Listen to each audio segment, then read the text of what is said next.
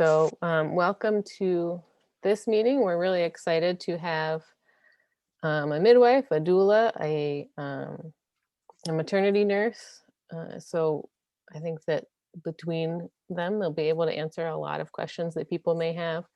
And I know that there is often a lot of emotion swirling around this topic and this decision of home or hospital birth. So we just want to keep that in mind, that we're sharing, those of us who are parents and are not professionals are sharing from our personal experience, and that it's okay if other people have other experiences or other opinions and disagree with us. And we want to make that a safe space for people, a safe space for people to ask questions and have those discussions. Totally. Okay. Shall I start? Yeah. Okay. So, home or hospital, how do you decide to make the best choice for you? Well, first of all, for transparency's sake, I have to have a disclaimer that I've been attending home births since 1973, which is probably before most of you guys were born. So I'm just a little bit biased toward home birth and midwives, but I'm trying to make this presentation balanced, and I'm going to try to stick to facts, statistics, not just what's my opinion. And I assume since 98.7% of you guys do choose hospital birth, not you, because there's only one couple there that's chosen a hospital birth, but in general, 98.7 of the women choose hospital birth. So I'm sure that you already know a lot of the selling points for hospital. So bear with me. I'm not trying to talk you into home birth, but maybe let you learn a few things about home birth that you didn't know already. But the first thing I want to say is, okay, share screen, is the cornerstone of a healthy pregnancy and birth is a healthy lifestyle. So, sorry, where'd it go? I'm sorry, I'm new at this kind of thing. Okay, are you sharing that now? Okay. This is an avocado salad and a fruit and nut salad. They're all really good. Notice the avocados are high in the HDL, which is the good cholesterol, and the green leafies are high in vitamin K, and I don't know what else is in that salad beside, looks like spinach maybe, and limes, but it's all good, healthy stuff. And the fruits and nuts are also good and healthy. We need fruits and, okay, now next is a variety of whole grains. Now I know it shows white rice. Ignore the white rice. Most of those bags are filled with whole grains. White rice, it's not a brown rice or white rice kind of thing, like, do I want a red dress or a green dress today? White rice and white flour is when they take the shell or the outer coating of this grain and they scrub it off so that only the inner part is left. And actually they're shaving off most of the nutrients when they make white rice and white flour. So I just wanted to add that little fact. But whole grains are good. Now this is protein. I know that you don't have to eat meat to get a good protein in your diet, but it is harder. These are good quality protein sources. Now, other part of the healthy lifestyle is outdoor exercise. I know a lot of people go to the gym, and I mean, that's okay, but if you get the fresh air and sunshine, you're getting so much more out of your exercise. Okay, this is what you don't want to see in any Holly, not Holly, sorry. April, are you listening? Whoops. Yes. This is what you want to see in minute quantities.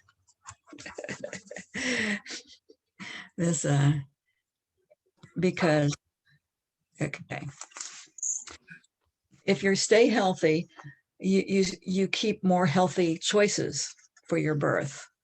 The less healthy you are, then the fewer choices you have.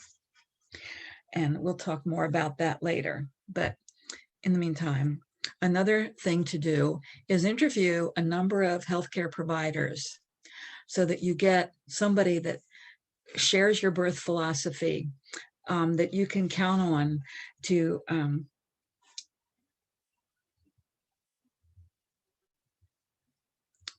respect your choices, and not somebody that, some of the people say that they support VBACs, and then, when you're 8 months pregnant, they decide that you're too high risk to have a VBAC. Just little things like that. You have to really question them. Don't be afraid to take up their time. They get paid really good. At least the doctors do. I don't. But I give my clients a lot more time than most doctors. Anyway, but that's beside the point. So I just wanted to show you what different kinds of providers looked like. There's Gail Fiebig. She was a CPM. Kitty Molenkamp in the middle is a DEM, and Jackie Gruer on the other side is a CNM. And they're all friends, and they do births together, especially Gail and Jackie. So then this picture I got off the internet, so I have no idea whether that's a nurse midwife or a doctor, but she's definitely has a hospital practice.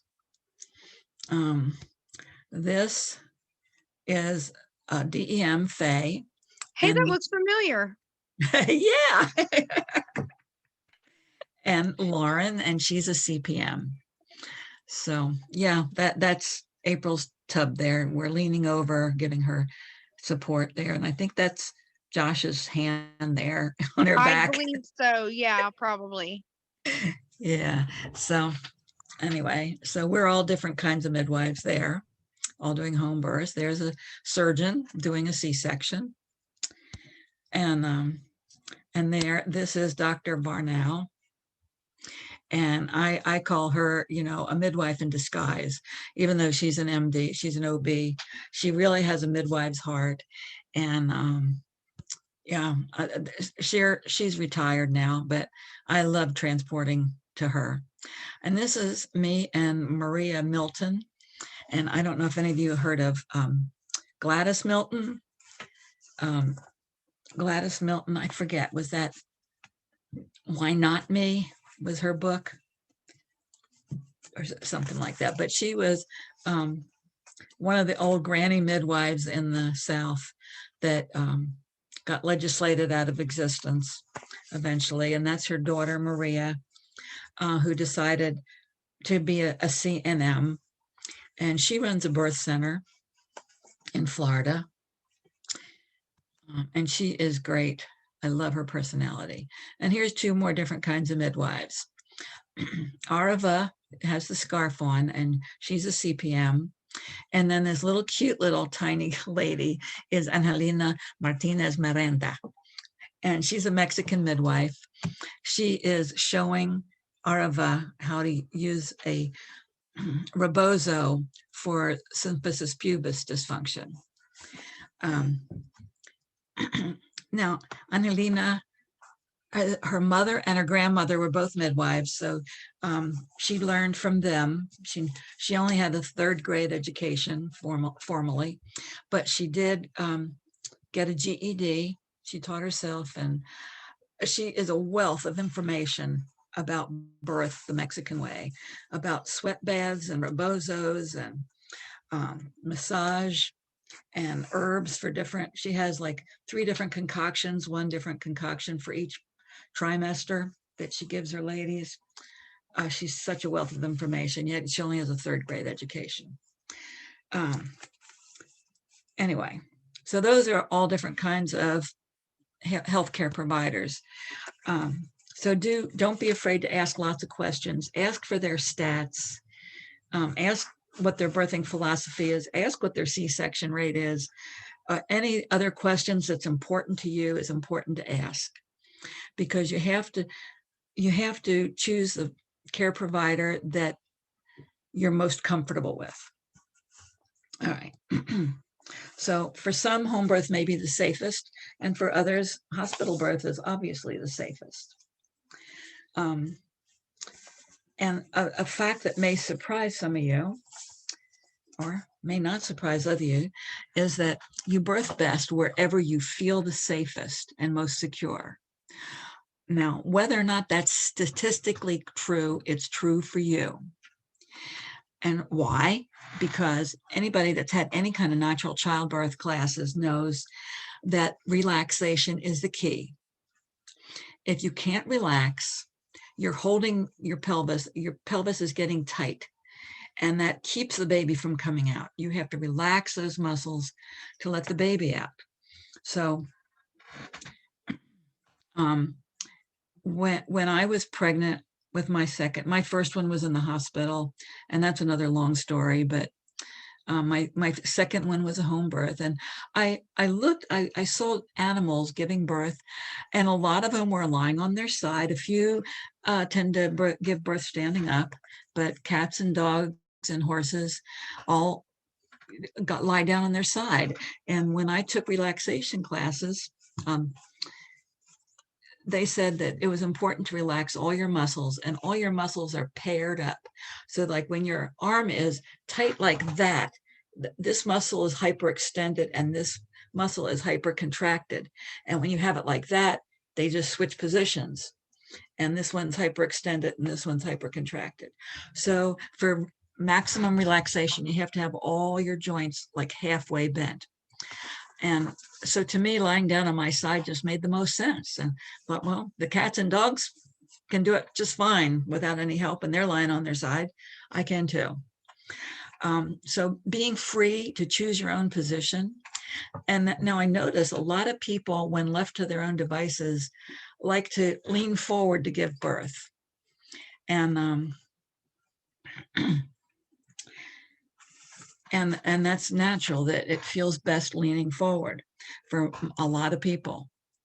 But not me. I tried that and it didn't feel comfortable to me, but I was free to choose sideline because that's what I felt best. So if you're on your back up in stirrups and that's not comfortable, that's not the best position for you.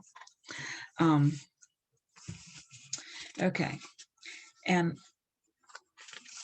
if you can't relax by natural means at home, not that you have to stay home, but if you can't relax by natural means, then maybe you should go in for some drugs. The most common type used nowadays is the epidural. However, and that is in for the long term, and I'm not going to go into how to do that. But it scares the heck out of me knowing that you have to hold completely still with your back rounded while he digs this needle in your spine, or next to your spine, not in it. And if you have a contraction and you sneeze or anything, that needle could just go anywhere in your spine. And that's pretty scary to me. That alone is enough to make me avoid an epidural. But anyway, sometimes they give a narcotic in your IV instead of in your spine, or spinal epidural space next to your spine to be. But it's okay if that's the only way you can relax, because one way or another, your muscles have to be relaxed to let the baby out. So better to go in for your epidural than to stay home. Like in third world countries, when people are staying home for days and days and days, and they're just exhausted and out of energy, and the baby can't get out and finally their uterus ruptures and they bleed to death and the baby dies and all that bad stuff, and we certainly don't want that to happen. So most epidurals end up just fine, so I wouldn't be scared to go in and get an epidural if you need one. But the thing to remember is every intervention you have increases your risk for complications, and every complication increases your risk for morbidity or mortality. So and I just found out an interesting statistic, and that is, it was put out by Johns Hopkins, and it said that the third leading cause of death was iatrogenic and nosocomial accidents. You guys know what those words mean, or should I explain it? I'd like an explanation. Yeah, please. Okay, iatrogenic means provider caused, and nosocomial means environmentally caused, which means, you know, if your doctor, I mean, I'm sure the doctor doesn't mean harm on purpose, but every, you know, a C-section, I've heard that one doctor nicked the woman's bladder, another one sliced into the baby's arm, another one severed the renal artery doing a C-section. Now, these are rare. I don't want to scare you, they are rare, but that would be an example of iatrogenic complications or accidents. Nosocomial is environment. So as soon as you step into the hospital, you got their venting system venting all these super germs around. And I know they take good care to use all kinds of disinfectants and change their gloves and their masks and all that. And they have to be very cautious and about this, because there are super germs in the hospital that don't exist in your home. The germs that exist in your house are, a lot of them even beneficial, but even the bad ones are pretty benign. That most, unless you live in a pigsty, you know, the super germs are in the hospital, not at home. So that's what iatrogenic and nosocomial means. So I was really surprised that this was the third leading cause of death in the United States. Not maternal death, just death in general. You know, it could be, it doesn't even pertain to midwifery, I mean, or birth, just a doctor or the hospital environment causing a problem. And so I checked it with, where did I go? CDC? Yeah, the CDC says, okay, the first leading cause of death is cardiac problems. And I can understand that. The second leading cause is cancer. I can see that. And then they have the third, the CDC says the third leading cause is accidents. And I would assume that that's, you know, like car accidents, falling down the stairs, fires, whatever. And I would also assume that that's way down the list, even though I know it's on the list. I didn't think it would be third, but the CDC just says accidents is the third. But Johns Hopkins says that it's iatrogenic and nosocomial accidents in particular that kill people. The third leading cause of death in America. That really shocked me. Anyway, I'm getting too detailed here, sorry. Okay, so as far as factors that would sway you one way or the other, well, not sway you, but put you in one camp or the other. Well, first, I want to go over some myths that are not true. One myth is that, is this the next picture? That cord around the neck is a problem, or that maybe the water won't break and somebody has to break it. This is a baby coming out, and you can see it's in the col. It looks fuzzy because it's still in the sac, and you can see the cord was around the neck and the baby's still coming out. I have other pictures that I didn't put up where we just hold the loop of cord at the perineum and like the baby's jumping through the hoop and comes out through it. But cord around the neck is not a complication at all. Let's see, some other factors that, okay, some people believe, well, what if something happens? If I'm already at the hospital, they can take care of me faster. And that is a big myth. And first I'll tell you, there was one at Oblenis, it's local, that happened, but it happened many years ago. And Oblenis has come a long way since then. I must admit, I got to give them that credit. But there was a woman that had planned a natural birth in the hospital, and the birth went fine. And then the placenta wouldn't come out. And it turned out it was what they call accreted. And the hospital was trying to get it out. And he was telling us to call the surgery crew and the anesthesia crew, you know, so he could do an instrumental dig out the placenta with instruments and give her some pain relief, put her out so that she wouldn't feel it, him digging around in there, because she was really bleeding bad. Well, it took the team over an hour to get there and get assembled. And everybody was really mad about that, because you're supposed to be able to get there within a half an hour if you're on call, if you're on one of the on-call teams. But be as it may, it did take over an hour.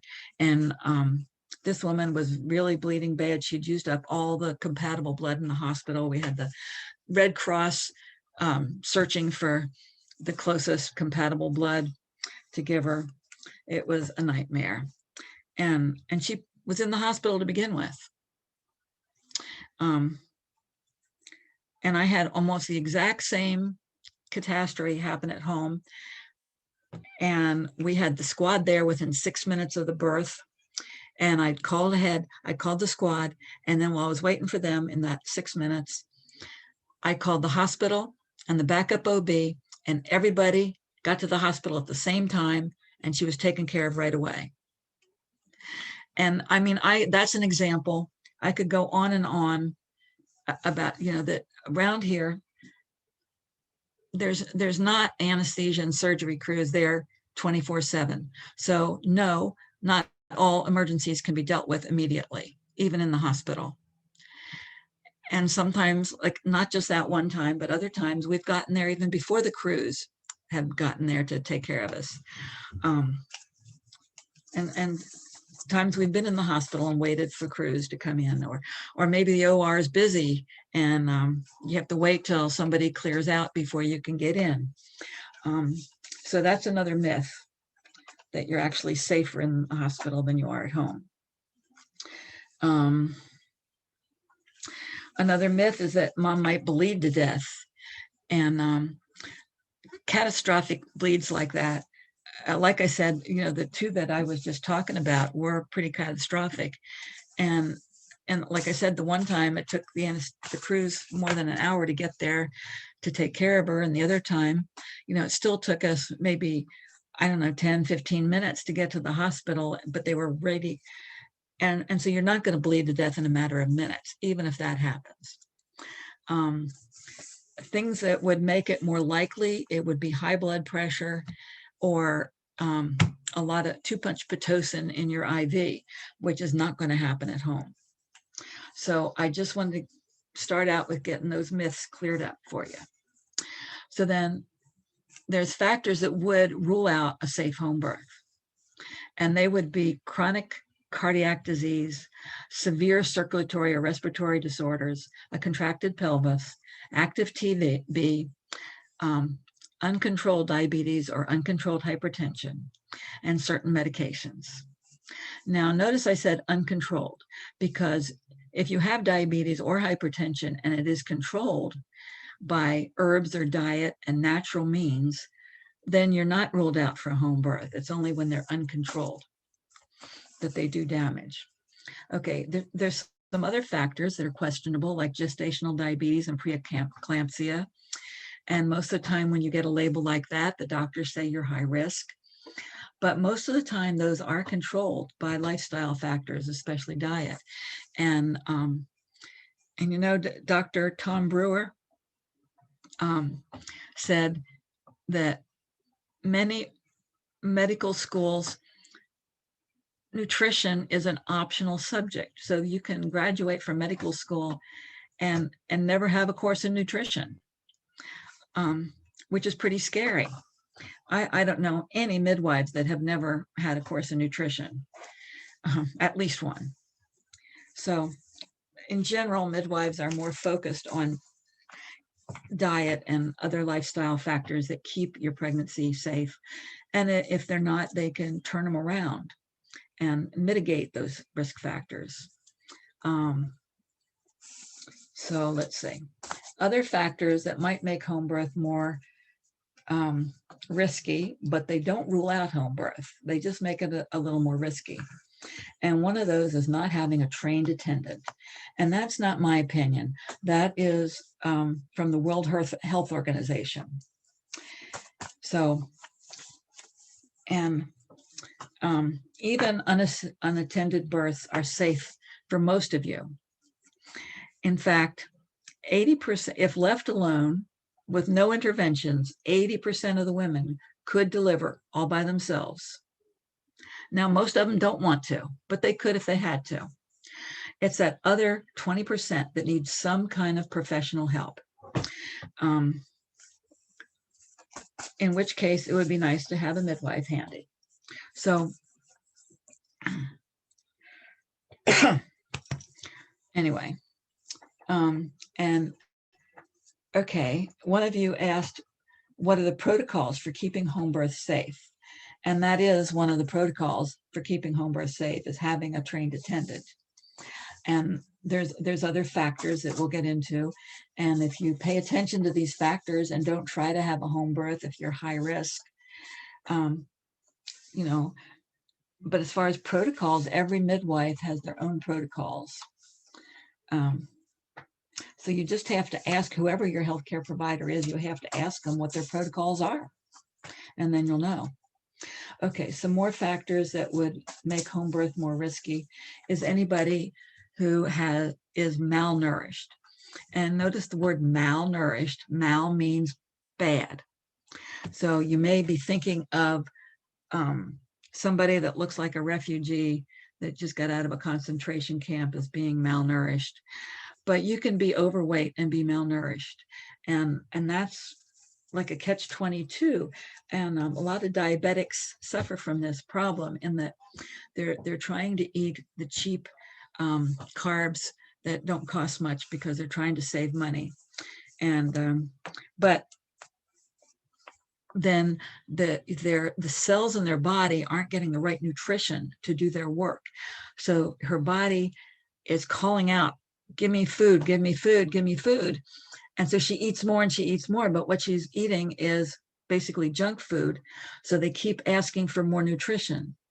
That if she's stuck to those vegetables and fruits and whole grains, you know, and good protein sources, those little voices that say, eat me, eat me, eat me, wouldn't be so loud. And so, you know, somebody that's overweight can be just as malnourished as somebody that's underweight. And if you are malnourished, it can lead to preterm labor, postpartum hemorrhage, exhaustion, and increased need for instrumental or surgical birth for the mom. It can lead to intrauterine growth restriction, small for gestational age, large for gestational age, and NICU admissions for the baby. So home birth midwives are pretty much on top of the nutritional aspects. And if they try to guide you into improving your diet, and if not, then hospital birth would be safer. If you just can't, you know, get your blood sugar and blood pressure and everything like that, and can't gain a good amount of weight, not too much, not too little, then hospital birth would be safer. Okay, there are factors, a few factors that would actually rule out a hospital birth, in my opinion, I guess. Fast labors or living too far from the hospital. Now, most doctors would alleviate those factors by wanting you to be induced, so you're already in the hospital when you go into labor. But induction, like I said, every intervention is a chance for something else to go wrong.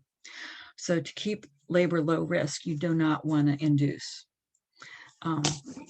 But see, they don't trust you to birth by themselves, so they want you to get in there and birth with them. They don't want to lose money. Okay, basically. What else? Sometimes people have a home birth to save money because they don't have insurance for the hospital. And other people choose a hospital birth even though they'd rather have a home birth because they have insurance that would pay 100%, but they don't have money to pay a midwife. But monetary reasons should not be the primary factor for choosing either home or hospital.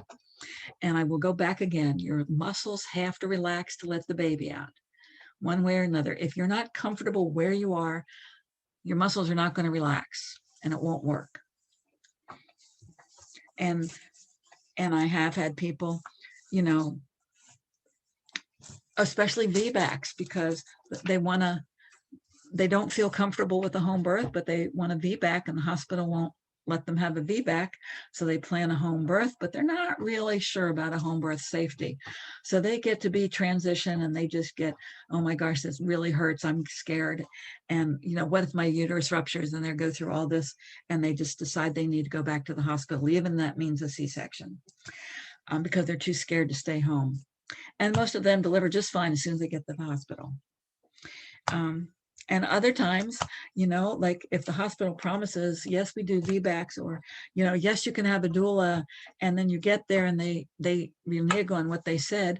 I've had just one couple that walked out of the hospital and had a great home birth. And I wish that would happen more often. That would open the eyes of some of these doctors. Okay, so now factors that would increase risk in the hospital, or at least factors that would increase risk, whether you're in the hospital or at home, would be VBACs.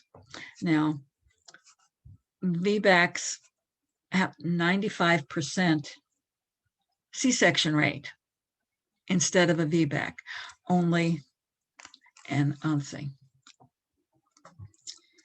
Oh, I don't have that right here. Sorry. How many have a successful VBAC?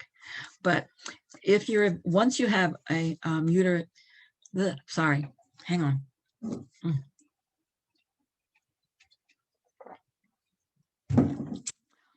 Once you have a scarred uterus, you will always have a slightly increased risk of uterine rupture. And so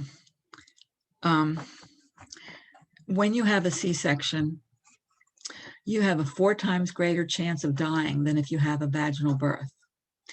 And that is risk factors aside, but just the result of having an operative delivery.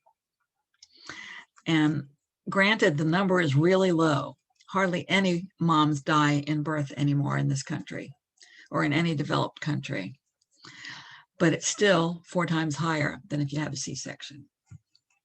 So therefore, you would think that a C-section would be avoided unless medically necessary to save your life. The World Health Organization says only 2% of the C-sections actually save lives. Isn't that shocking? So the World Health Organization recommends somewhere between 2 and 20% C-section rate. No, they recommend between 2 and 15% C-section rate.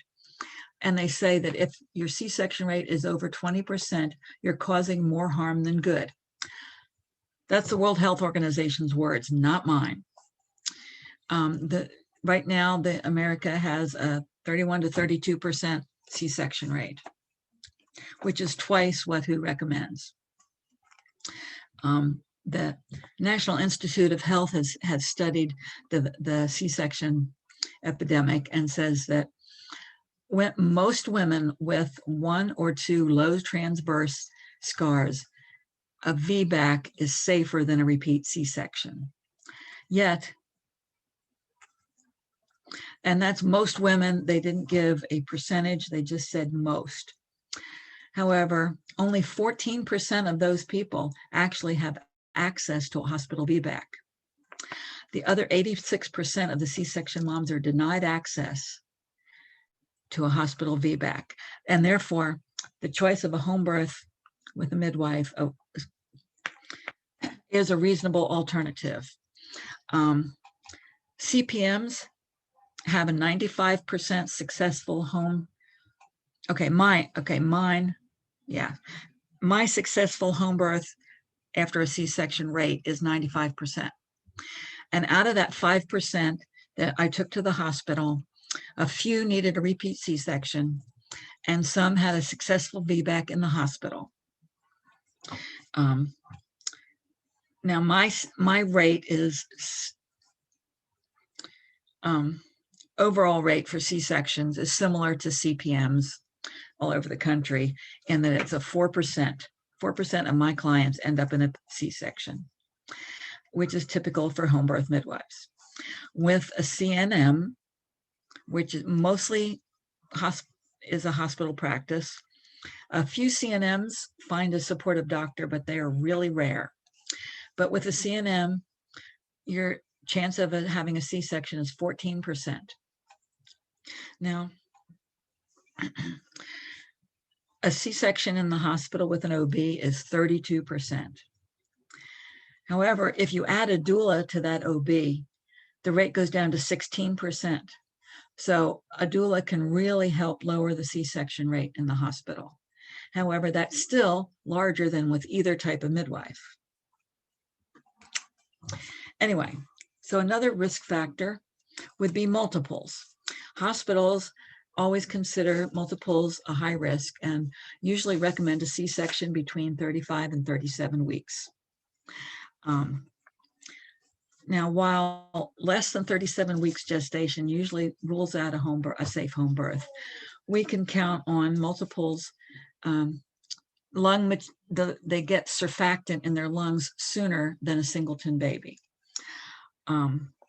So that is a factor, whether you're going to have a C-section. And 75% of the multiples in the hospital get C-sections and 25% get vaginal births. Okay, so that's another reason why multiples at home just might be safer.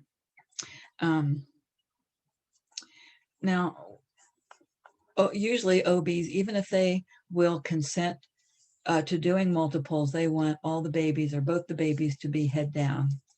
But I found that it doesn't matter what position they're in. You know, twins usually have some psychic connection where they figure out how to get out. They'll move around during labor and they'll figure it out. I've even had one who started out labor with both the babies being transverse. And I expected one would be head down by, I would just expect that the head being the heaviest part, eventually a head would come down. But no, the first thing I saw was a butt. And so after she had that baby, which is a footling breech, no, I always forget, complete breech. Okay, then the next one decided to come feet first, but they both came out just fine at home. So there was, and you know that if she was in the hospital, it would have been a C-section, a needless C-section. So that brings us to breeches, because so many times one or more of the twins are breech. The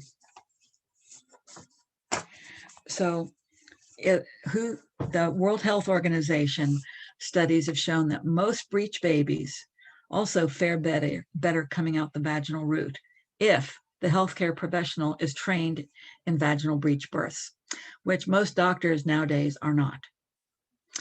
And it is a mistake to try to convince an untrained doctor that you want to have your breech baby vaginally, because they can do more harm by being scared and want to do it fast and get the baby out. And it's a particular training for breeches that make it safe. In fact, you're better off unassisted with twins if one's breech, or no, you're better off unassisted with a breech than with a provider who's not trained in breech. Now, most OBs are not trained in vaginal breech birth, but some home birth midwives are not trained in that either. So that's another reason to ask lots of questions to all the healthcare providers you interview. The World Health Organization says that most breech babies have a slightly higher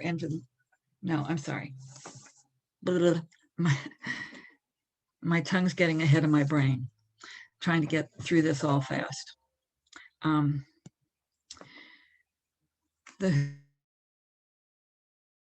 WHO studies have shown that breech babies have a slightly higher incidence of morbidity and mortality. Now, morbidity just means injury, but not death. Mortality is death. And it says slightly increase chance of morbidity and mortality regardless of the mode of delivery. That means a C-section is not going to save the baby that would have died otherwise. Most of them live no matter which way they come out or where they come out. But the incidence is slightly lower if the breech is delivered by C-section, but that doesn't mean twin breeches, because two smaller babies come out a lot easier than one big baby. But even though the incidence for that baby is lowest with a C-section, it's only a slight increase, and it's only for that baby. But all subsequent pregnancies are higher risk once you have a scarred uterus. So therefore, you have to consider if you're going to ever get pregnant again, even by accident. Sometimes that happens.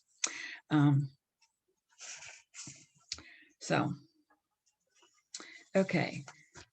Now, an anatomy scan can lower your risk factors. And I do like the anatomy scan to be between 18 and 24 weeks. Somewhere around 20 is good for me. And that time frame gives you the most information with the least amount of exposure to ultrasound waves for the baby.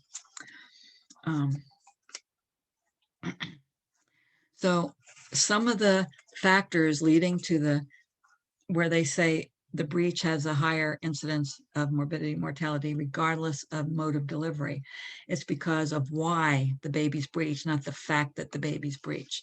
And one of those would be hydrocephalus, where it has an extra large head. And of course, that can be ruled out with your ultrasound, but an early ultrasound won't show it, just one in the later parts of pregnancy that would start to show.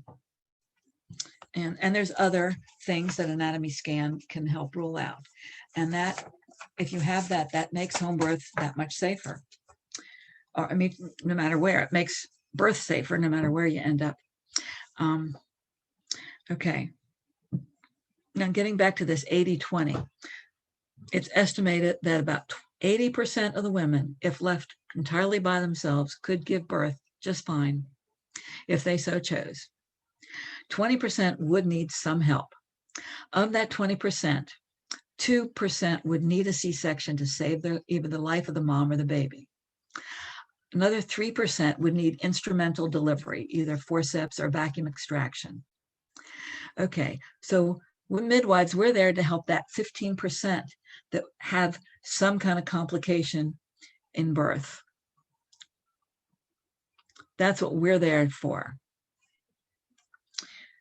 However, that 20% is only if labor is left to its natural progression. And as I said before, every intervention you have takes you further down that slippery slope of intervention, increases complications. In our society, most complications are not intrinsic to birth, but the result of some intervention. In fact, every time we get in the car, we have a greater chance of dying than when we give birth. And nobody's afraid to get in their car, but yet so many people are afraid to birth. What's next? Okay, we're talking about breeches. I forgot to bring this slide up. There's a cute little baby coming out breech. And by the way, Dr. Stu said that they did a study of different positions for a breech and found that when the mom was leaning forward, there was less need for resuscitation in their breech babies. So hands and knees is a good, or standing, like April did, is a great position to give birth in if you have a breech. Okay, what's next? Is that my, okay, that's my last one. Okay, so now I'm almost finished.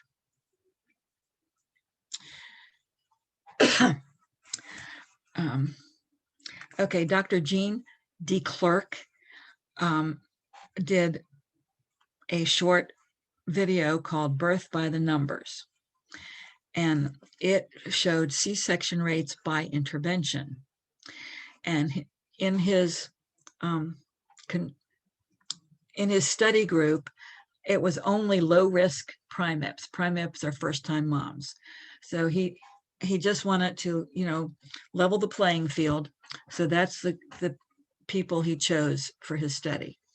And in the low risk primips, term primips, that means, in 36 to 42 weeks.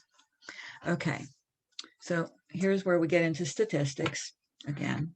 He showed by intervention that C-section, 47% of the women were induced when he did the study.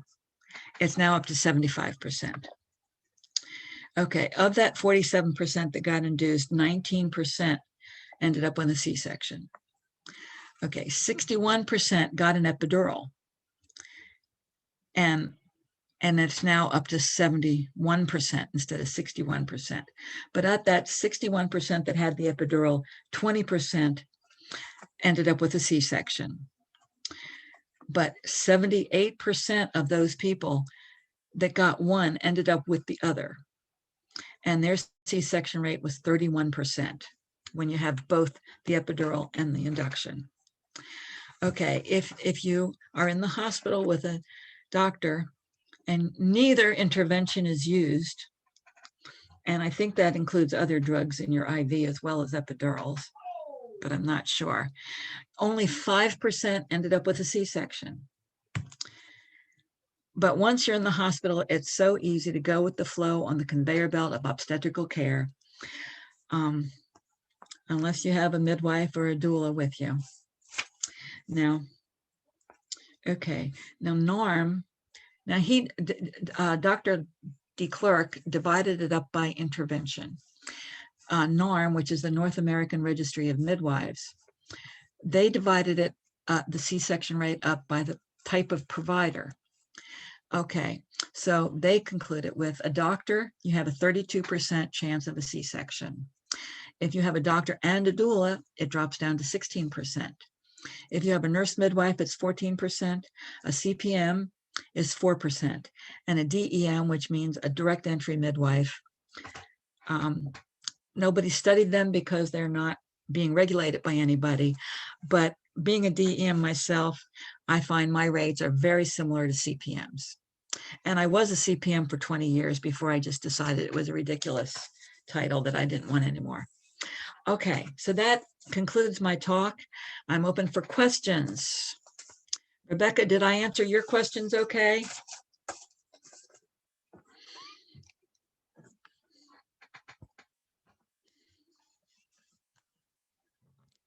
Anybody?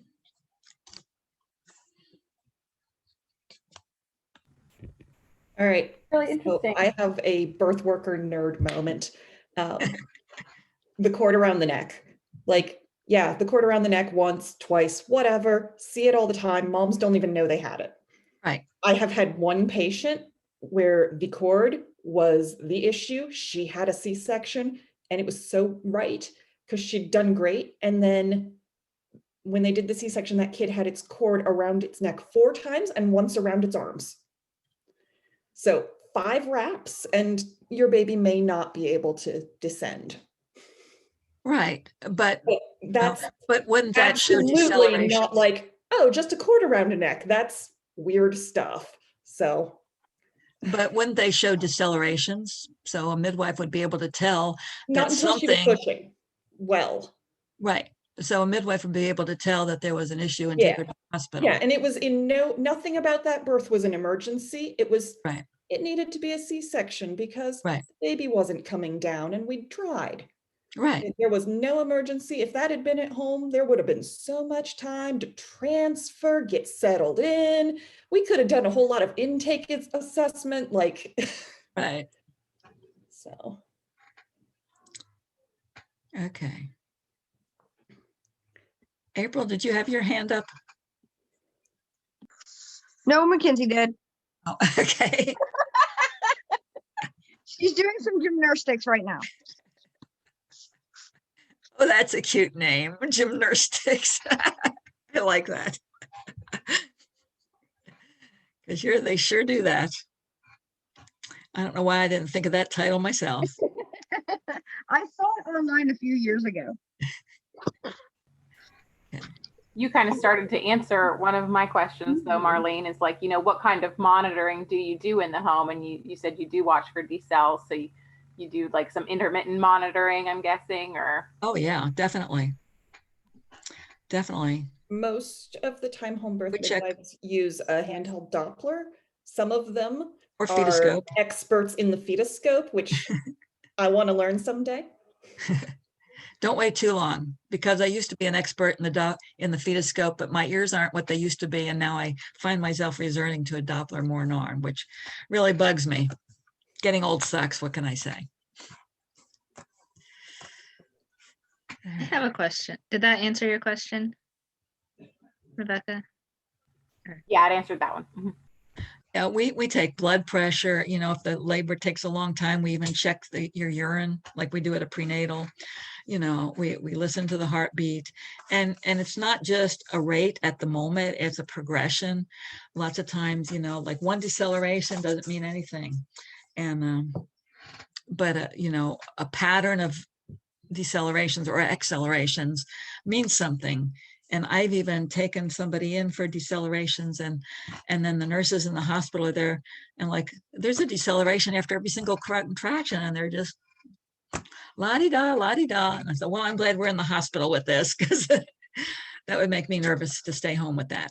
So yeah, we definitely, we're not back in the dark ages. No Sari Gantz here. Is it possible to get surprised by a breach? Like, do you usually know at home or at the hospital whether the baby coming breached? Lee, I know you and I know your body type, and it would be real hard for you to smuggle a breech baby. It is. It's very rare, but Some- April pulled some it on body me. types would be easier to do that, but it would be really easy to palpate your fetus. Yeah, I somehow figured out how to surprise Marlene and the team with a breech delivery. But it's So- really rare, yes. Every time. Gymnastics and surprises. One of my favorite things I ever read on the internet about surprises was surprise twins. Was if the placenta cries, keep it. Cute. So far, I've never been surprised by twins, knock on wood. It's always the first time. And I think April's only one of two or three, I think 2 times that I've been surprised by a breach. Yeah, I think April was just the second one. And, prenatally, the heart rate was always on the lower left side, always, every prenatal. In labor, the heart rate was on the lower left side. It sure felt like a head down baby, sounded like one, looked like one. Yeah, And there she was, but she came out butt first. yeah. Even the chiropractor, when I had my hip adjusted the day before I went into labor, the chiropractor said, "Yeah, I feel a baby's head down there," and I'm like, "Oh, cool, all right, surprise." Yeah. How But is that's that? why So I everybody know should how be- midwives screen for it, and like they have a lot of, I don't know, at least the ones I've encountered What? seem really, really good with their hands. How is that screened for at the hospital? I had Ultrasounds. I had an Oh. ultrasound before my Mhm. first was born, but that was like a biophysical These profile are for other things. taught to do the maneuvers. A couple of the attendings at Athens will just like, what if they're like, I wonder which position this baby's in, they'll do Leopold's maneuvers. But the residents will always use the ultrasound, and if they're going to do an induction, they always do the ultrasound to confirm head down, unless you're dilated enough to feel a head, because then they can document it. They print it out of the machine for evidence. Mhm. Yeah, I know all along when my daughter was pregnant with twins, I felt it, and I said, there's a head down there, there's a butt up there, there's a big lump over here. I want you to have an ultrasound because I don't hear 2 heartbeats. but this looks like a head. And it blots like the baby's transverse, but it was behind the other one. And I said, it could be a tumor, you know, for all I know, it could be a tumor. So I want to know what that is. So she had the ultrasound and exactly what I thought it was. The other baby was transverse. So, and we were planning a home birth with her, but she went into labor at 35 weeks, which is kind of iffy there for twins. It definitely would be ruled out for a singleton. But we went up to Columbus and we spent the night at her sister's house. When she was 8 centimeters, we decided to transport. And of course, she was 9 centimeters when we got there. They went ballistic. What? No prenatal care? And my other daughter says, my mother is a midwife. And they said, oh. But what? The doctor let you travel all the way to Columbus? I said, we were visiting her sister. We do that all the time, you know, like, why do we need a doctor's permission? My goodness. Anyway, but they were very professional, even though you could really tell they were a little bent out of shape by us. And yeah, when the Cameron came out just fine, the whole body in one contraction, because they were 5 pounds, a couple ounces, or no, 6 pounds and a couple ounces. That was a long time ago. They're 13 years old now, but they were, you know, a good size for that early anyway. And then right away, the doctor just reached up, broke the water and grabbed the feet and brought the second one down that was transverse, brought him down the feet first. She had and she didn't have an epidural or anything. The only thing he did was break the water and grab the feet. And they never went to the NICU. They never even went to the nursery. They stayed in her room. She went home the next day. They were fine.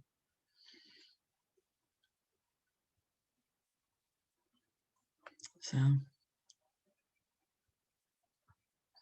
any other questions? How many, like, I know, is there usually like one midwife there during the birth? It seems like from what I see, at least locally, you know, we have several in the area and they all kind of seem to show up at the same time. And so there's kind of like a team there, but is that like common or does that happen everywhere? Every midwife is different. And I always say, I'd rather share the money and share the responsibility. I always try to work with another midwife. Sometimes it ends up being an apprentice instead of a midwife, but if it's a new apprentice, then she's the third one, and I still go with another midwife. Once she's a seasoned apprentice, then, you know, then it's okay for just the two of us. But I don't send my lackeys ahead of me. You know, I'm there whenever you need me. Depends on who has to drive the furthest, you know, who gets there first. But when labor is picking up and they want somebody there, you know, we come. And I don't think it's, oh, how do I say this without offending anybody? But I don't think it's good practice for a home birth midwife to practice all by herself. In the hospital, if you got a sudden problem, they can just pull the call bell and a whole team comes out of the woodwork to help you. At home, you're it. And I say, you have 2 people to take care of, the baby and the mama. The baby comes out and doesn't breathe and needs to be resuscitated. And that scares the mom, so she hemorrhages. So you have to have somebody that knows how to resuscitate the baby and somebody that knows how to stop that hemorrhage. And that, to me, is a criteria for a safe birth. But a lot of midwives do practice by themselves, and, you know, they say they can handle everything. So maybe they can. I can't, or at least I don't want to.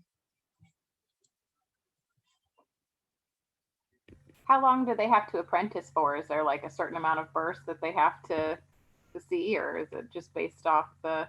No, if they're going for their CPM, see, I'm not a CPM anymore, so I can't check people off anymore. But if you're going for your CPM, you have to have so many skills checked off. And believe me, it is rigorous. And it's a lot of check marks. Just ask Lauren. And who else just did it? Lauren. And Erica. Yeah, Erica was before her, and then Lauren. And I was But- just reading over all of those check marks because that's what I'm getting ready to start doing. And yeah, it's a lot, and it's very, It is you know, it's very controlled, I guess you would say, that and responsible as far as you have to do Right. all these things before you can then do this step, and then you have to do all these things before you can then have these responsibilities.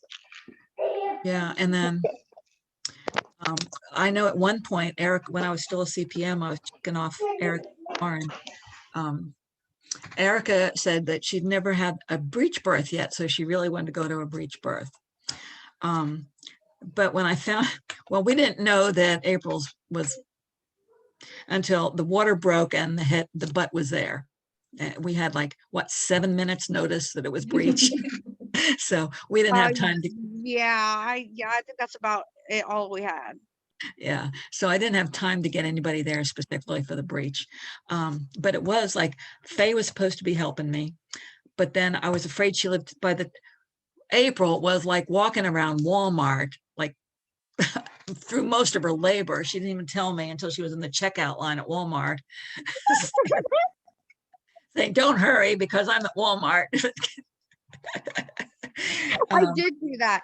What was funny though is I started contracting getting the kids ready for school. And then I needed some things for the kids for school that week. And I was like, yeah, we'll go to Walmart. Like this is not the first time I've been to Walmart in labor. And so I was like, hey, we'll just go out, get the things that we need to get. And then, you know, walking around, we'll figure it out if I'm in labor or not.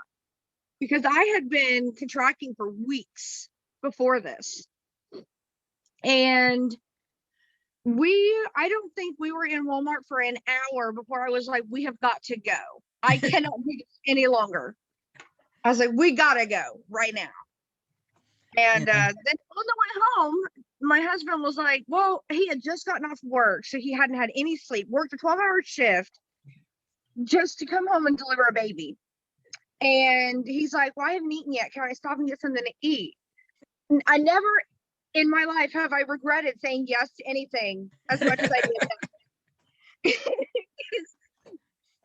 we were coming down, not Marlene, you would know, we were coming down Veterans Drive and Burger King is right there. So we just went up that street and went to Burger King, and he got him some breakfast sandwich. And I was like squirming in the car, and I was like, they need to hurry up because I can't do this in the car. Right. I need to be comfortable, and in the car is not comfortable. So I had called Faye, but she lived over an hour away. So I was afraid she wouldn't make it. So then I called Lauren. And so Lauren made it, and then Faye made it. So all three of us were there, and it was really good because each one of us did something different that was very helpful, I think. It didn't feel like too many people at all. No, not at all. Even though I don't usually have 3 midwives at a birth.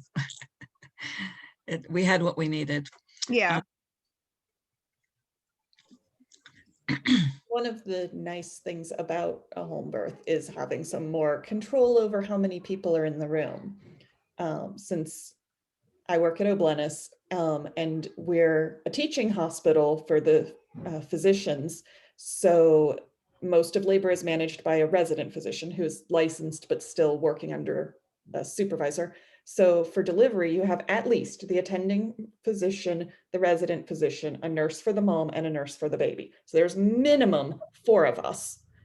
And then if there are nurses being trained, there might be a couple of extras. Sometimes there's a med student tagging along. I've been in births with 9 or 10 staff in there without us even anticipating a complication, just because everybody was training somebody. And it's a little ridiculous. But the people in labor have the right to say no students. They do. And only essential They never personnel. think of it in the moment. Right.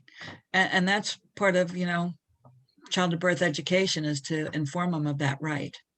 I know when I had I don't remember which birth it was, but one of my hospital births, I was asked if they were allowed to have, if I cared if they had students at my delivery. And we do ask about students. We don't ask about staff trainees. Right.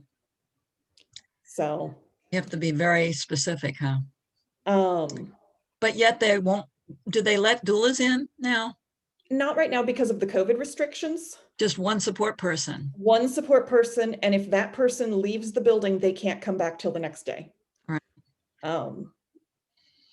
Which has actually been kind of great. I miss the doulas, but I really don't miss the aunties sitting in the corner not being helpful. Also, I had home births.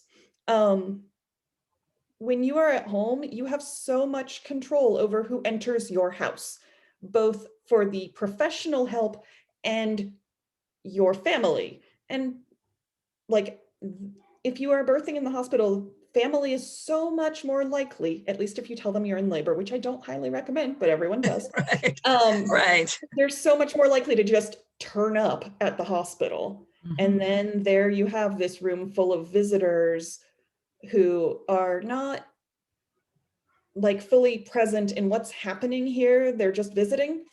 And the first like week that we went on the COVID restrictions and you could only bring the one person, the first like 2 couples that I labored with, they arrived and they were sad about it and upset because they'd had a plan and a vision of who was going to come and they couldn't. And that sucks. Both of those couples, by the time they left, like 3 days later, because we keep people forever, were like, wow. This was both of their second or third kid. And they were both like, wow, this was so much better than having all those people parading in and out. All those visitors who want entertained and want to hold the baby. And we could really just have this time and bond. So I miss the doulas terribly. I miss the useful second or third support person, but I do not miss, I call them the crotch watchers. Yeah. Yeah, and it just goes back to, you know, what Marlene was saying before about how you have to feel comfortable for your labor to progress in a Right. healthy manner. You know, because the whole physiology of birth gets thrown off when you feel like, oh, I'm being watched. I'm, you know, oh man, I'm making my family members wait so long in the waiting room or in my living room even, or whatever, or just the fact that there's strangers here because there's a bunch of more medical staff than, you know, a lot of times people just picture the doctor that they build a relationship with is going to be there and then maybe a nurse, but then when it's like this huge crowd, the energy can really change. And when you're in the middle of labor, you're probably not going to say anything about it, but it, you know, it can really change your experience. And there are people for whom that crowd of professionals feels good. It makes them feel safe and supported and like, wow, this whole team of people are here and helping me. And for those people, yeah, have a hospital. Sure. Absolutely. And I know of people who, like, I have a very good friend who's also been my repeat client. And it's just so different than the way I am. And it's just interesting to gain those perspectives because she's just like, yeah, my grandparents can come, my dad can come, my sister can come, my mom can come, some people from the church are going to be coming and going. And she's just like totally fine with it. And she's just doing her thing and she's laboring and she enjoys people. So, you know, everybody is different in that. One thing I enjoyed was having my kids there. I think it's interesting. So my first was a hospital birth, and I think because there was so little control I had generally because of the institutional things, and also because of some of the circumstances of the birth, and it was an unplanned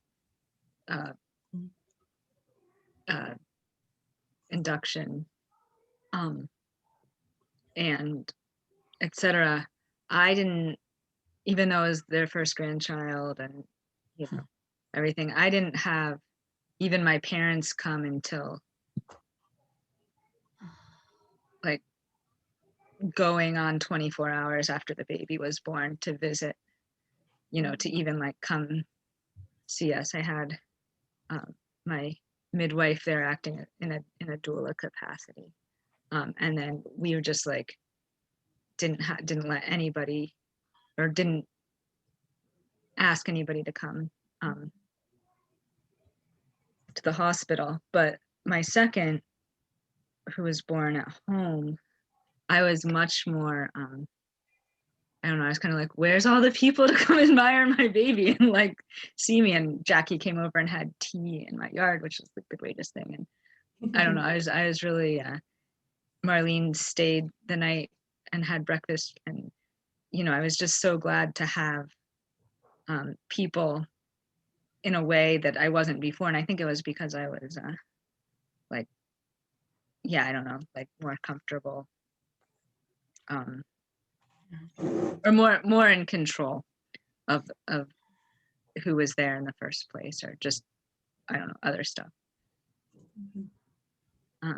I was curious about having, what's your experience around having kids, like say a 3-year-old and an almost 2-year-old, or one or the other? Me or Marlene, because where I work, they aren't going to allow it. You know, like most of the staff are anti anybody under 18 unless it's the baby's dad. So like if I had the baby at there Oak is no Witness, way, no how they would let you have your kids in a they wouldn't let May in? Not even if it's after all the COVID and everything. Nope, no way, no how. What about if it was like before transition? Yeah, but the nurse would be hustling her out as hard as she could. Now, I have had at one delivery, the patient's 12-year-old sister managed to stay, and there were 3 family members, and the 12-year-old was my favorite. She was helpful and she asked good questions, and I loved having her there. But that's the only time I've managed to keep somebody's kid allowed to be there more than very briefly. I think it's important, if you're still nursing, you know, that you're not separated from her for very long. Well, I mean, Ruth could survive. Yeah, but With I think, you know, I always thought that a big part of sibling rivalry was that, you know, you're the center of the universe, and then mommy goes away for 2 days, comes back with this baby that takes all her time and energy and focus, and it's like an intruder, and you're jealous of this new baby. But when they're there and see the baby come out, it's their baby as well, you know, it's our baby, it's not her baby. And there's just like when I had Rachel, Becky was not quite 2 yet, and just like minutes after I had her, she starts like the, you know how you go when you want to nurse, how the baby goes when it wants to nurse. And so I said, I think the baby wants to nurse. And Becky says, no, me. And I look up at her thinking she's jealous. And here she has her shirt all pulled up. She's ready to nurse the baby. So, and they're nursed together. And there's no rivalry there until you get like to fighting over boys and stuff, you know. what about the like relaxation or like focus, like a certain amount of kind of like the pain management I used with like not medicated births was requires like a certain amount of like, I don't know, focus or concentration. Yeah. And if like, how does that work out with especially like young kids like May or Ruth? I never had a problem with it. Some people might, especially if they let their kids be spoiled brats and they're mommy every 2 minutes, you know. And if you just explain to them, you know, like mommy's working hard, and you go over it, you know, you show them pictures, just go over that mommy's going to be working really hard. We're going to be making funny noises. And that means you're, you know, they understand more than you think, I think. Like I said, Becky was not quite 2. And we had Leonard Nielsen's book, How I Was Born or How You Were Born or something like that, that had the pictures of the fetal development and then the pictures of the birth and everything. And we had one other book, and it showed you know, a midwife coming to the house and having a home birth. And the last part of the book was it showed the crotch, and says, and you pushed, and you could see a little head, and you pushed, a little more head, and it pushed, and you were born. It was a black and white photograph book made for kids. And those are the 2 books we used. And I wasn't sure how much was sinking in because, like I said, she wasn't quite 2 yet. And then my labor was so fast. I was home alone with her. She was trying to nurse, and and in fact, I really recommend nursing through labor. It really makes it easier and faster. But when the baby was coming out, I hadn't even had time to tell her that the baby was coming, that I was in labor. But my next door neighbor came over because nobody else, my husband didn't make it, the midwives didn't make it, my next door neighbor made it. And she had a little 3-year-old and who was not prepared for home birth. But anyway, my next door, and when she came in, the head was already crowning. And her little boy, she used to babysit for me when I had other births, and stuff. So Becky and Mikey were friends, even though he was like a year older. And so he's running around and he says, come on, Becky, let's play. And she was playing with him until she came through the bedroom. And then she saw the head crowning and nobody said a word to her. But as soon as she saw that, she had made a dead stop at the foot of the bed. And Mikey's saying, come on, Becky, let's play. Come on, Becky. And she says, no, baby, baby. And she points to my crotch. And Mikey thinking, what the heck's going on, But she was just glued to watching that baby come out. And another one, I guess, I forget how old that little kid was, but maybe she was 2. Something, maybe 3, I don't remember. It was a long time ago. And she just, when we were talking about the birth at the postpartum visit, she says, Mommy made a mess. And she just thought it was funny, that Mommy made a mess because Mommy's always cleaning up her messes. But, little kids aren't prejudiced against birth. They don't have the fears that grown-ups have. They just kind of accept whatever you put before them. And that includes the birth, as long as they are, disciplined enough that when you say, don't bother me, they won't bother you. And you have somebody else. I always like somebody else there to take care of the kids so that they can run interference.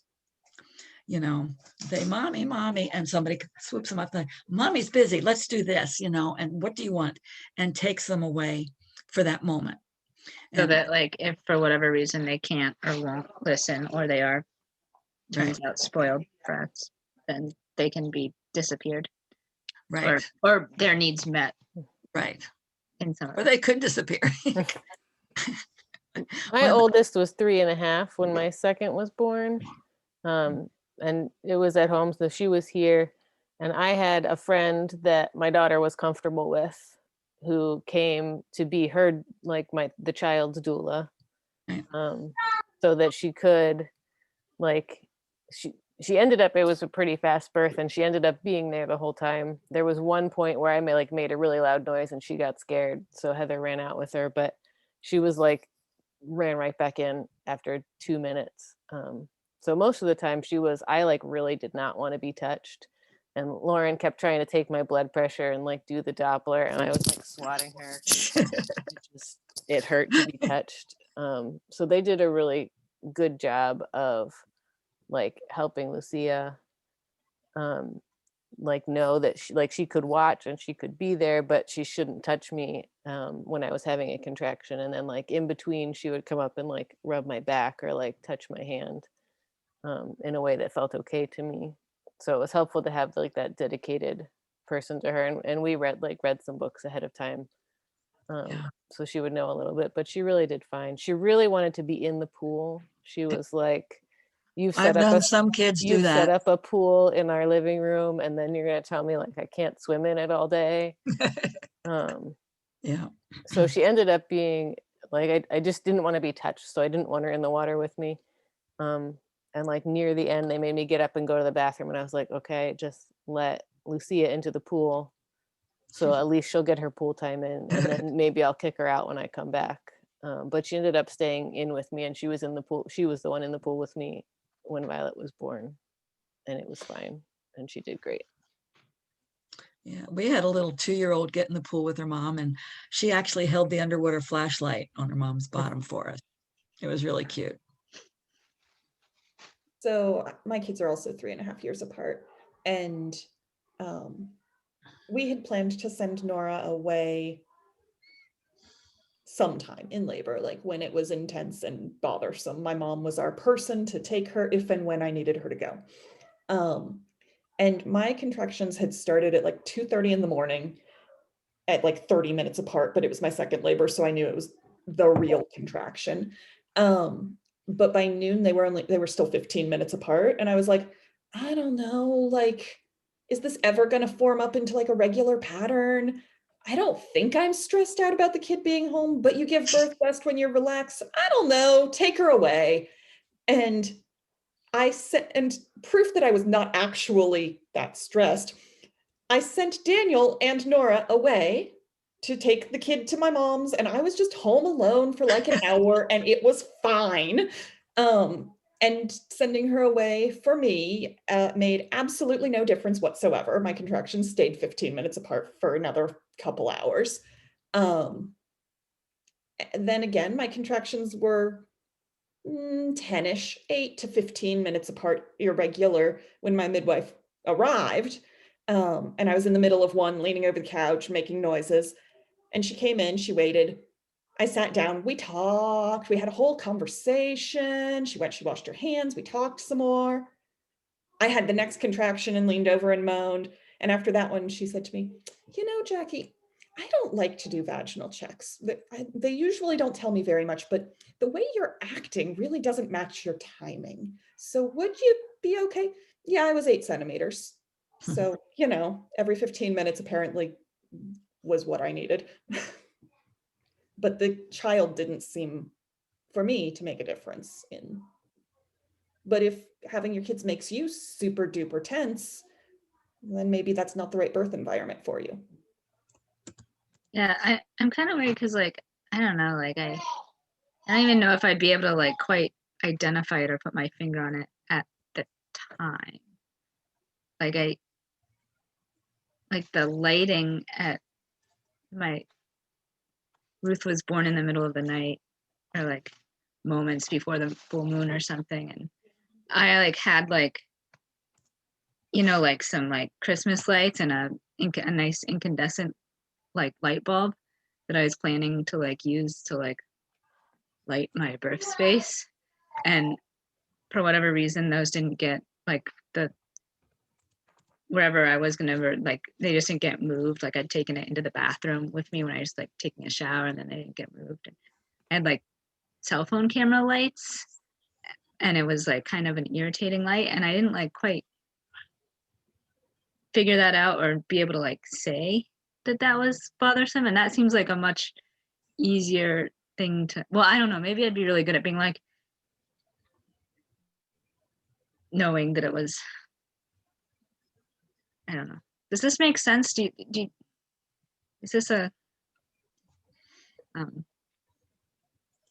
Yeah, sometimes it's hard to articulate in labor. Like you feel like something's not quite right, but it's hard to know what or to point it out. do like you notice, like as a midwife, what, like if a sibling is holding up labor? Or is that just not that an unfounded fear? No, I know. I could think of one where the little kid, I forget, I think she was like 6. She was old enough to know better, but she was just really acting out and wanting to get in the pool with her mom. And you know, she didn't want, you know, she was like Ariel, that she just didn't want to be touched.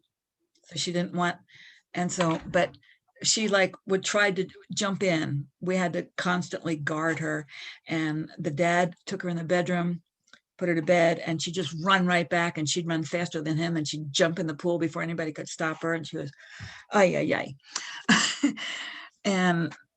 But we called a neighbor that was a friend, and she took the child out of the way, out of the house, and she delivered shortly after that.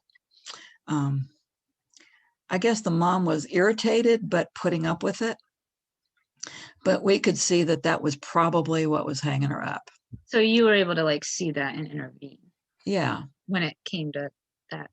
Yeah. And I always tell the mom that anybody you don't want in your environment, I can be the bad guy. Just tell me privately if you want anybody to leave.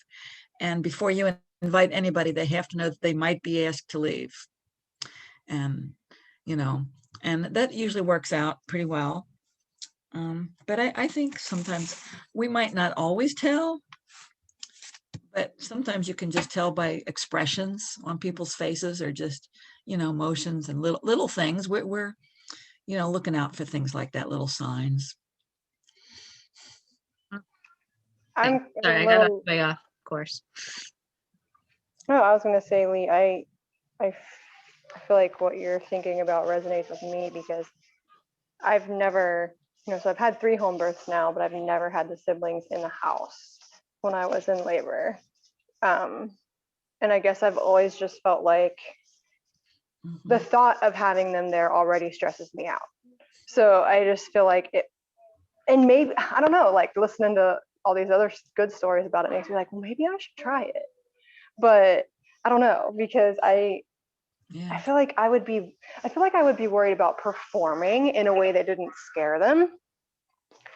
Or and I've never been a loud laborer or anything, but you never know what's going to happen, I guess. But I just wonder if my mind would be too much about what they were doing or what they were thinking or whatever, and maybe I wouldn't. I don't know, but that's always ended up keeping me from. Well, that's why you have somebody there specifically to run interference with the kids for you. And maybe you have different type. Like there was one person that had 2 different people, because she said, well, my daughter might want to stay, but my son might want to leave. So they had 2 different people, one for each kid even. Okay. So then the thing for me to consider is, who would I want here to do that I'd be comfortable with? Yeah. If anybody. Oh. Yeah, and another thing is like, not even that like that'd bother me, but that they would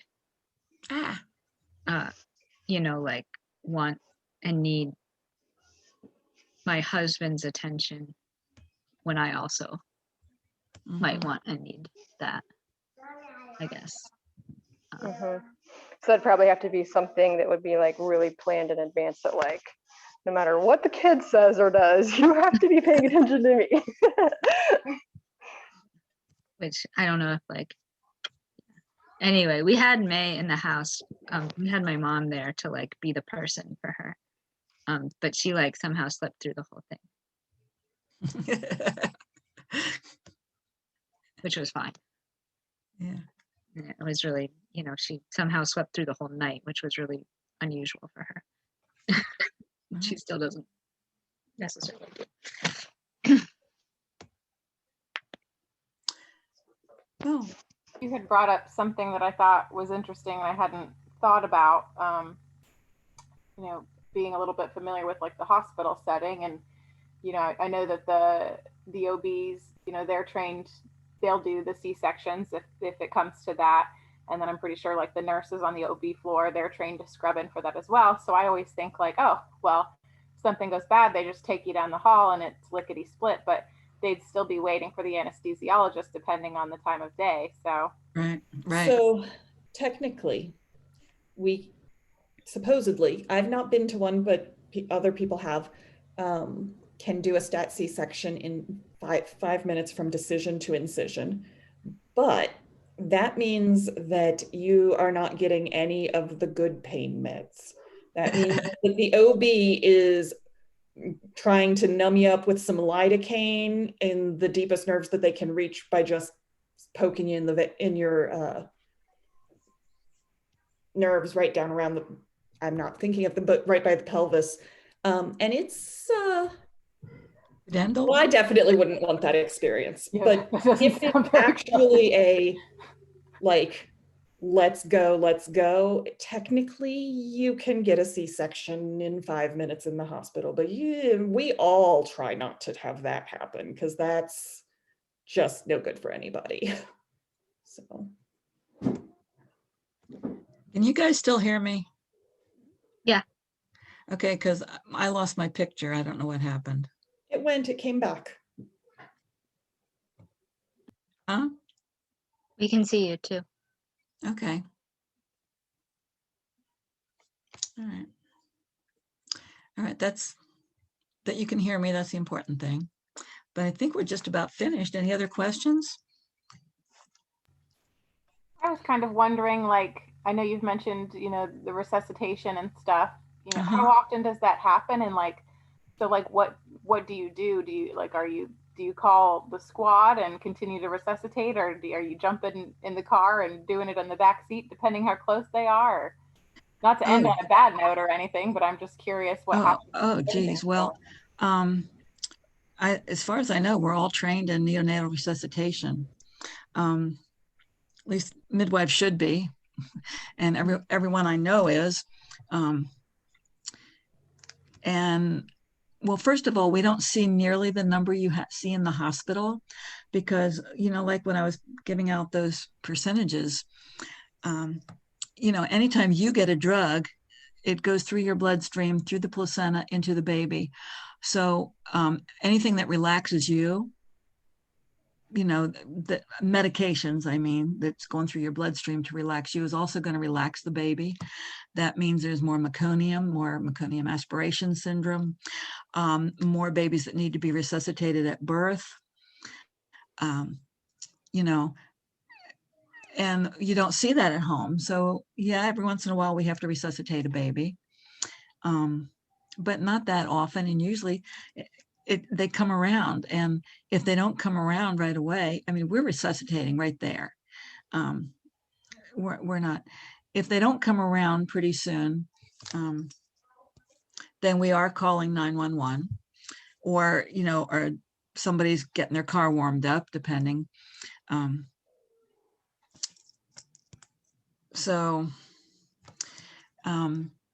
if we call the squad, and twice I've actually called the squad. Once of them was in Athens, actually, and one was in Virginia. But actually the one in Athens, it was a shoulder dystocia. And we had her in every single position we could think of, and wasn't coming. I don't remember how many minutes into it we called the squad, but anyway, the baby finally came out, and then we could hear the sirens down the street just as the baby's actually coming out. The shoulder dystocia was resolved. And then it was floppy and needed to be resuscitated. And I could hear the sirens getting closer and closer, and I'm resuscitating the baby. And just as they're knocking at the door, the baby starts breathing all by itself. So they hung around for about a half an hour just to make sure everything was okay. And then they just signed a form that we refused transport, and they left. And, they didn't give us a hard time or anything. And basically the same thing happened in Virginia, that if resuscitation's taken a while and we're not seeing some responses, we'll call 911. And again, I had the baby out and resuscitated before the squad got there. And they just hung around for a little while just to make sure everything else was okay, and then they left. So I've never needed to transport a baby for that. But usually when there's a resuscitation, it resolves quickly. Yes. Resuscitations. Yes. So technically the first step of neonatal resuscitation is vigorously rubbing the baby. That usually does it. The next step is help the baby start breathing. That almost always does it. Just once you get the lungs inflated, that usually does it. Like, each step of the process resolves most of the trouble you had before that step. So. Hi. Mackenzie needed a little bit of help after she came out. Speaking of Mackenzie, she's running through the house, just making noise. She laid on my belly as Lauren took it's like a mask with like a ball on the end of it. I think she gave her five breaths, and Mackenzie come around on her own. Yeah, you. Yeah.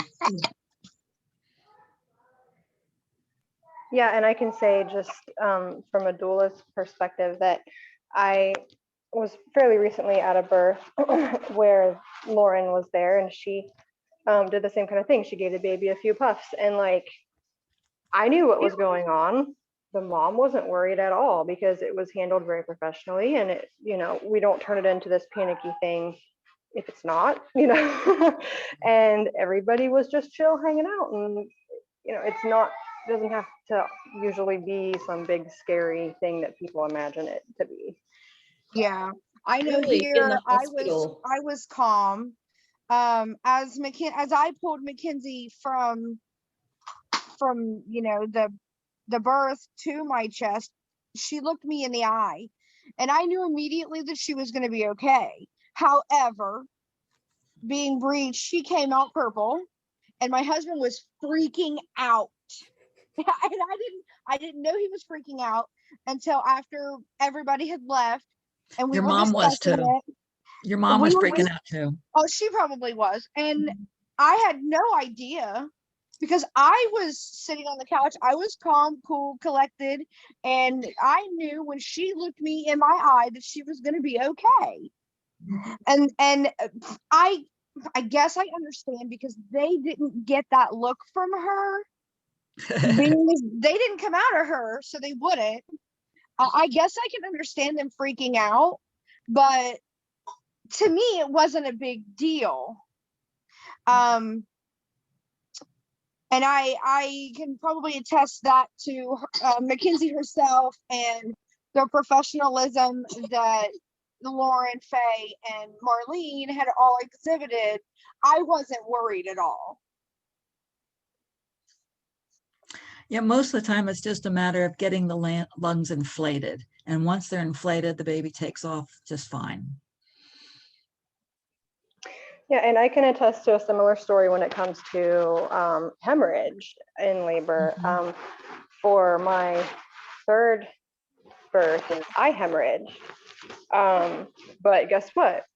I was never freaked out. I was never worried. No, like my husband was never worried. He saw, and he said, he was just talking about the other day that he saw that like subconsciously he knew that seemed like a lot of blood compared to what he'd seen before. But he was like, none of the staff, none of the attendants there were acting like this was some crazy thing. They were just telling, like Lauren said, okay, here, open your mouth. I'm going to put this stuff in your mouth. It tastes nasty, but you'll thank me later. And I was like, okay, all right, sure. And then there's video, I think, saying, okay, when can I swallow this?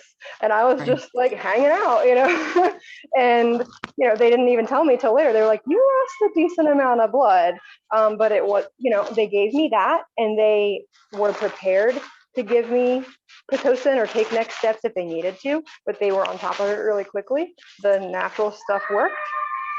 My recovery was harder. I felt really like wiped out longer for several days, longer than with any other births, but like it was never like, oh my gosh, why wasn't I in the hospital for that? Like, no, they were prepared. It's not what we imagine on TV, what we see on TV. Oh no, we have to hurry.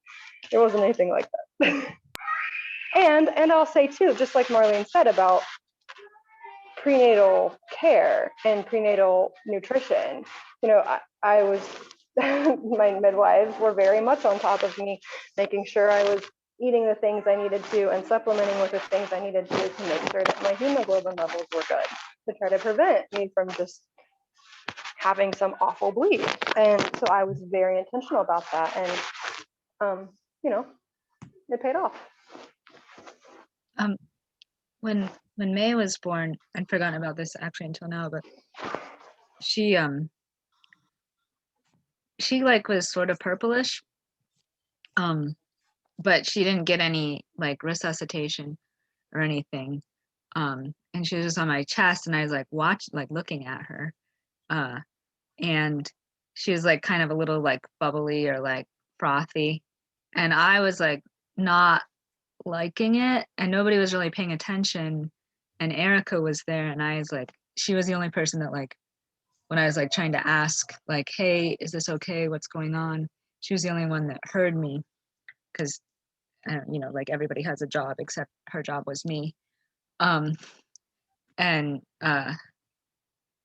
she came over and she was like, yeah, I'm gonna ask for some, and she, you know, like approached the right person that could quickly and, you know, whatever, give some suction, which like ended up being what was needed to, and then May was fine.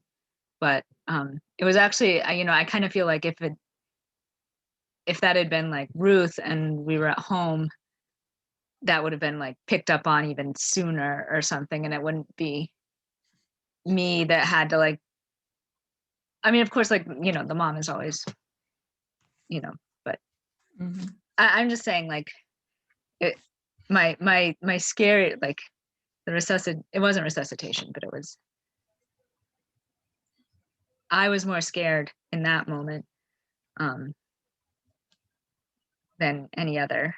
Well, I was scared for a moment in Ruth's birth, but that's it. Because I felt her head and I thought it was a cord wrapped around, but it was just like a skin wrinkle. That was.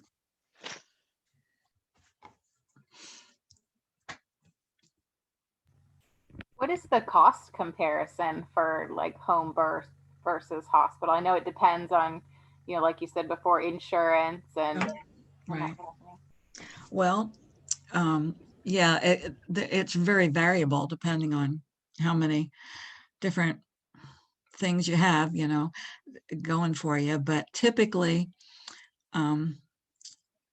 not counting insurance at all, but just the base cost, it costs more than 10 times the amount of a home birth if you birth in the hospital.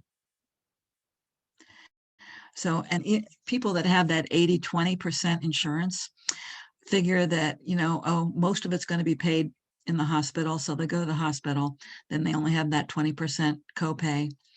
But still, a home birth midwife fee is usually less than that 20% copay of the hospital bill.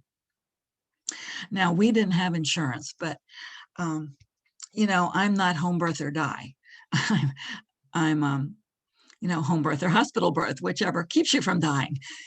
So when I went into labor, well, my water broke first, and I went into labor at 35 weeks, well, 34 and a half weeks, I guess, to be truthful, with my fifth one. So we went to the hospital because I didn't want to go to the hospital, but I felt that that's where we needed to be safe for a premature baby. So we went to the hospital, went up to Adina, and we paid at least $100 a month for 25 years before we had her hospital bill paid off. But still, at $100 a month, that's cheaper than paying insurance premiums, which would have only paid 20%, 80% of it. So I don't regret not having insurance, and I don't regret paying off her hospital bill for 25 years, you know? You do what you got to do when you got to do it. Does that answer your question? Yeah, sort of. Am I right in thinking that around here the rates tend to be somewhere around the 3,000 range, like cash for a home birth? For like what? I mean, I know every midwife sets their own price, but just to give a yeah, around that. And depending on your a little insurance. more than that. What? I paid a little more than that for mine. Okay. I used Angie Nixon, who's a nurse midwife out of West Virginia. And several years ago when I had kids, it was about 4,000. Yeah. But as a nurse midwife, she's not in network for any insurance, but she can submit codes to insurance companies. And then my insurance company kicked back some random pieces of money at me because they won't pay her, but they'll reimburse me for having paid her. It was a really weird system. And so in the end, because I got these little dribs and drabs of like $100 here, $12 there. I have actually no idea what I paid in the end. I think that in my experience that insurance will only consider paying if it's a nurse midwife. And at least when I was looking at it, It's they a wouldn't, matter of Yes. whether they would the- not like, consider whether the paying. You midwife have to is have a license. licensed in the state where you are. And Right, so right. about half of the states do license CPMs and about half don't. And Ohio and West Virginia are among those who do not. And so no insurance company will pay for services. Right. But I did have, That- my insurance did pay for, like, my midwife sent away blood work. Like, she drew my blood and then sent it away, and my insurance was willing to pay for the blood work because they paid the lab that did it, and they were willing to pay for the ultrasound that I went to the hospital for. And you can also use like a health savings, right? Like we have a high deductible plan, so I have a health savings, and that would be a qualifying payment. Yes, a lot of people use that to pay me. Mhm. So, Jackie, I'm trying to figure out if anything might have changed recently or what, because so I have a CPM as my midwife, so not a CNM. And she just submitted my insurance. She submitted some kind of like request for benefits information to my insurance company, and they sent her back a thing showing that she was out of network, but that they would cover CPM to an extent. So it was, and they like outlined exactly the percentages that they would cover and the deductible that I would have and everything. But it was indicating that I would have. It looked like it was going to knock. I don't know. And every insurance company sets their own rules. Okay. I happen to be on the military insurance and TRICARE. And when I was researching this 10 years ago, 11 years ago, online and talking to other women who are on TRICARE and have had home births, different places, a lot of them said, if you call and get somebody who says they don't cover home birth, just hang up the phone and call back and get another person in the phone bank. So results vary. Well, you know, it's a mistake to say, do you cover home birth? That's not the right question. The question is, do you cover whatever your healthcare provider's credentials are? Because it doesn't matter where you give birth, because home is a place, right? And a hospital is a place. So they might pay a hospital so much, you know, for doing your birth, but they're not going to pay you to have your baby at home. But they will pay the provider if they're licensed. So don't ask if you cover home birth. Ask, do you cover CPMs, or do you cover CNMs, or do you cover DEMs, or whatever? You know, that's the question to ask insurance. That makes sense. Yeah, in the past, we've never, let me talk with insurance companies we've had in the past, we've never been able to get any coverage, but looks like this time they're gonna knock off a little over 1,000 at least. So hey, I'll take it. That's good. Yeah. Well, I used to get paid by insurance until Obamacare. I've not gotten one single drop of insurance money since Obamacare. But people do that health share thing where they have that slush fund or whatever you call it, that you can buy Band-Aids or Health midwife. savings, the slush fund. Makes it sound like I have a lot more in there than I really probably do.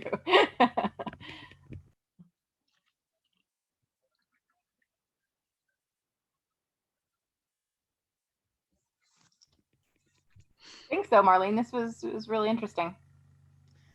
You're welcome. If anybody has any questions, they can always call me or text me anytime. It's my favorite subject. No way.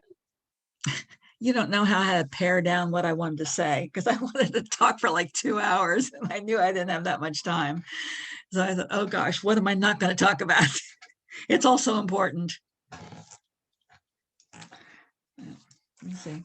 You said you can see me. You want to see what twins looks like? Can you see this? We can see their faces, but not the belly. if that's what you want to show. Tell me when you see it. Where are they? There they are.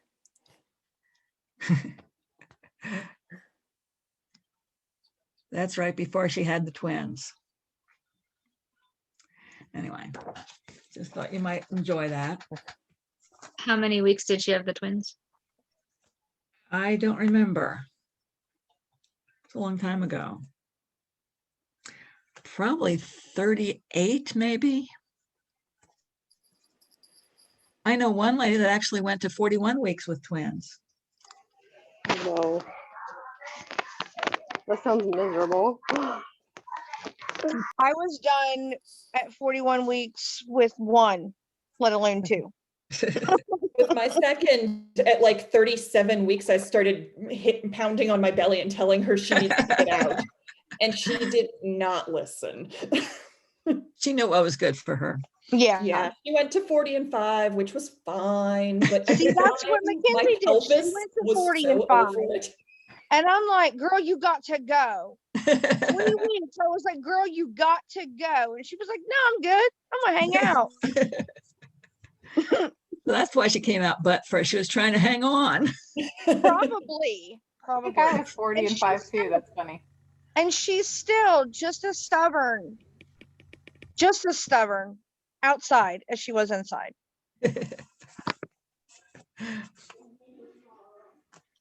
Yeah. Well, thanks so much, Marlene and Jackie and Kaylin, for sharing your experiences with us.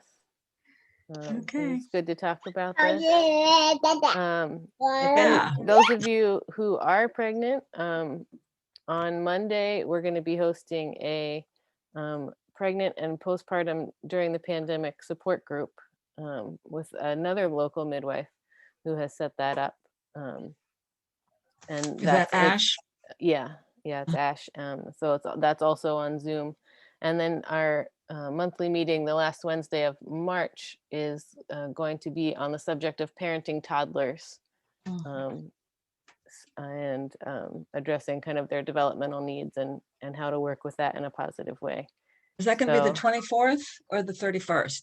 I think it's also the 24th for March. Okay. It's the 24th, yeah. Okay. Oh, interesting. March has a 31st. Yep.